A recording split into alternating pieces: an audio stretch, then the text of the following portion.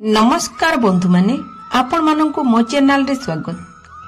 होली पर्व काहेकि मना हुए, होली पर्वर रहस्य विषय रे आजिर भिडियो रे आमे जानिबा। भिडियोटी शेष जाए देखंतु। चैनल को लाइक सब्सक्राइब करि दियंतु, कमेंट रे हैप्पी होली लिखि दियंतु। ए हेला पुरातन कालर कथा। धर्म और अधर्म भितरे गोटे अद्वितीय चालुथिला अधर्म को नेकी।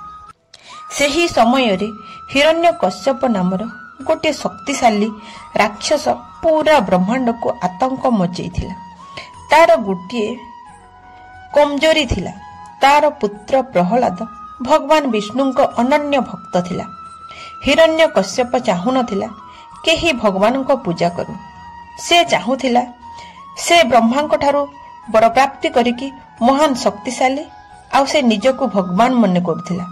किंतु ता पुत्र प्रहलाद बहुत बुझेला परे मध्य भगवान विष्णुंकर भक्ति छाड़ू नथिला। प्रहलाद निज धर्म और विश्वास को हरैबा को चाहू नथिला। हिरण्यकश्यप आहुरी क्रोध बढ़ी जाउथिला। से बहुत थर पुत्र प्रहलाद को मारिबा को चेष्टा कला, किंतु भगवान विष्णुंक असीम कृपारू बंची जाउथिला। भगवान विष्णु सबो बेले प्रहलाद को रक्षा करुथिले। हिरण्यकश्यप शेषरे निज भौणी होलिकार साहाय्य मागिला। होलिका को वरदान मिलिथिला से अग्नि रे केबे मध्य जलिबनी।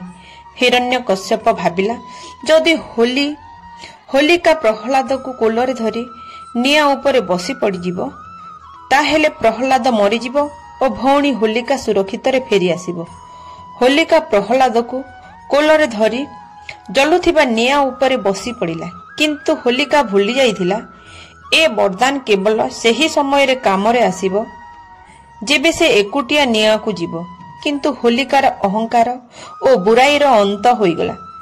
निया रे प्रहलाद किछि भी हेलानी, किंतु होलिका जलिकी भस्म होइगला।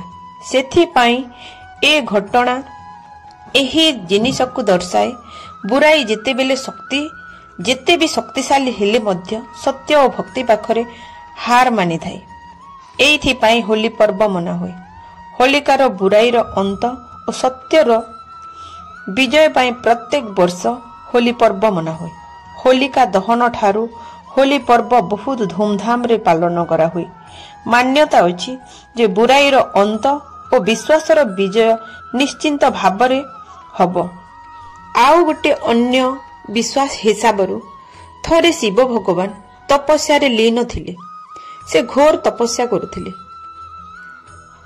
कामदेवंकु देवता मानंक ठारू आदेश मिलिथिला जे भगवान शिवंकर तपस्या भग्न करिबा पाई। जेतेबेले कामदेव भगवान शिवंक उपरे धनु चलेले सेही समय रे भगवान शिवंकर